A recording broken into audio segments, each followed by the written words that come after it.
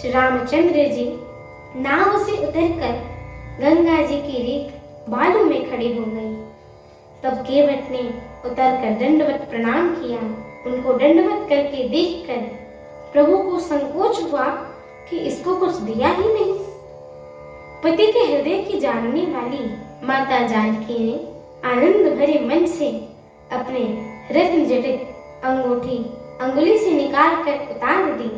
कृपालु श्री रामचंद्र जी ने केवट से कहा, नाव की उतराई तो ले लो।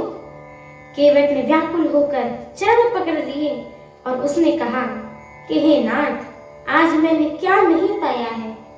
मेरे दोष दुख और दरिद्रता की आज आग बुझ गई है।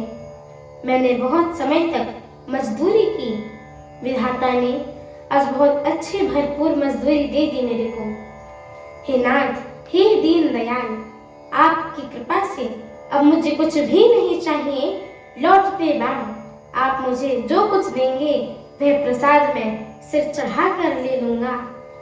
प्रभु श्री रामचंद्र जी, लक्ष्मण जी और सीता जी ने बहुत अनुग्रह या यत्न किया, पर केवट कुछ नहीं लेता था। तब करुणा के धाम भगवान श्री रामचंद्र जी ने निर्मल भक्ति का वरदान देकर उसे विदा किया। फिर रघुकुल के स्वामी श्री रामचंद्र जी ने स्नान करके पार्थिव पूजा की और शिव जी को सिर नवाया। सीता मैया ने हाथ जोड़कर गंगा जी से कहा कि हे माता, मेरा मनोरथ पूरा कीजिए, जिससे मैं पति और देवा के साथ कुशल पूर्वक लौट आकर तुम्हारी पूजा करूं।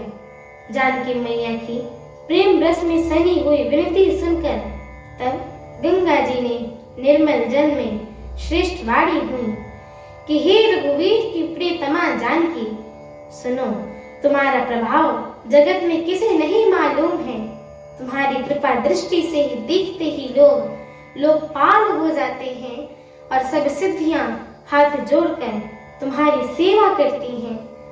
तुमने जो मुझे बड़ी विनती सुनाई, यह तो मुझ पर कृपा की है और मुझे बढ़ाई दी है। तो भी है देवी, मैं अपनी वाणी सफल होने के लिए तुम्हें आशीर्वाद दूंगी। तुम अपने प्राणनाथ और देवर सहित कुशल पूर्वक अयोध्या लौट आओगी। तुम्हारी सारी मनोकामनाएं पूर्ण होंगी और तुम्हारा सुंदर यश जगत भर में छा जाएगा।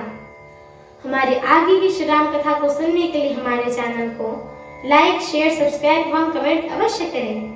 एवं आप सभी हरि भक्तों से हम दोनों बहनों का एक छोटा सा निवेदन है कि कृपया आप सभी हमारे श्री रामचरितमानस जी के इस मंगलमय पाठ को पूरा अवश्य सुना करिए, क्योंकि स्वयं परम पूज्यपाद श्रीमद् गोस्वामी तुलसीदास जी महाराज ने कहा है कि जो भी नर नारी, मनुष्य, जीव जंतु एवं पशु पक्षी प्रभु श्री रामचरितमानस जी के इस मंगलमय पाठ को सुनते हैं, गाते हैं, कहते हैं एवं श्रवण करते हैं, उनके जन्म जन्मांतर के सारे पाप नष्ट हो जाते हैं।